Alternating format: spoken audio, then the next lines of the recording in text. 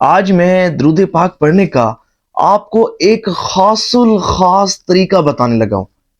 اور الحمدللہ یہ میرا بھی طریقہ ہے۔ میں بھی اس طرح درود پاک پڑھتا ہوں، اور یہ وہ طریقہ ہے کہ اگر آپ اس طرح درود پاک پڑھیں گے نا تو حضور صلی اللہ علیہ وآلہ وسلم کی خاص توجہ نصیب ہوگی، حضور کا قرب خاص نصیب ہوگا۔ اور اس طرح اگر آپ درود پاک پڑھیں گے نا تو آپ کی حاضری حضور صلی اللہ علیہ وآلہ وسلم کی بارگاہ اقدس میں لگنا شروع ہو جائے گی، اور اتنا خشوع خضوع نصیب ہوگا جب آپ اس طریقے کے ساتھ درود پاک پڑھیں گے تو حیران رہ جائیں گے۔ اس ویڈیو کو سکپ کرنا یا مکمل نہ دیکھنا بہت بڑی محرومی ثابت ہو سکتا ہے۔ دیکھیں، وہ جو لوگ ہیں نا، وہ بعض کہتے ہیں کہ ہم جناب پڑھتے تو ہیں لیکن فیض نہیں ملتا، پریشانیاں حل نہیں ہوتی، مشکلات دور نہیں ہوتی، معاملات حل نہیں ہوتے، زیارت نصیب نہیں ہوتی،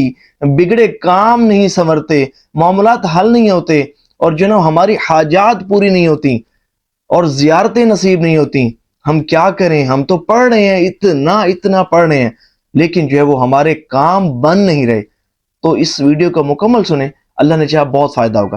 دیکھیں، جو درود پاک پڑھنے کا خاص طریقہ ہے نا، وہ ہے توجہ کے ساتھ کسی جگہ بیٹھ کر درود پاک پڑھنا۔ طریقہ یہ ہے کہ کسی بھی نماز کے بعد یا سونے سے پہلے آپ نے باوضو پاک جگہ پر بیٹھ کر توجہ کے ساتھ صرف ایک تسبیح درود پاک کی پڑھنی ہے۔ 313 مرتبہ پڑھنے کی توفیق ملے، یہ بڑی اچھی بات ہے۔ 313 مرتبہ نہیں بھی پڑھ سکتے نا، صرف ایک تسبیح، اور میں آپ کو بتاؤں صرف 5 سے 7 منٹس لگیں گے بس ایک تسبیح پڑھتے، لیکن ہو وہ خشوع خضوع والی، درست مخارج کے ساتھ پڑھی جائے، اور پڑھنی اس طرح ہے کہ آپ نے یہ تصور رکھنا ہے کہ گویا کہ آپ مواجہ شریف کے سامنے حاضر ہیں، آپ مواجہ شریف کے سامنے حاضر ہیں، آپ سنہری جالیوں کے سامنے حاضر ہیں، اور اس طرح درود پاک پڑھ رہے ہیں کہ آپ کا پڑھا گیا درود پاک حضور صلی اللہ علیہ وآلہ وسلم سن بھی رہے ہیں اور آپ کو دیکھ بھی رہے ہیں، کامل توجہ کے ساتھ اور حضور کی محبت میں ڈوب کر آپ نے یہ درود پاک پڑھنا،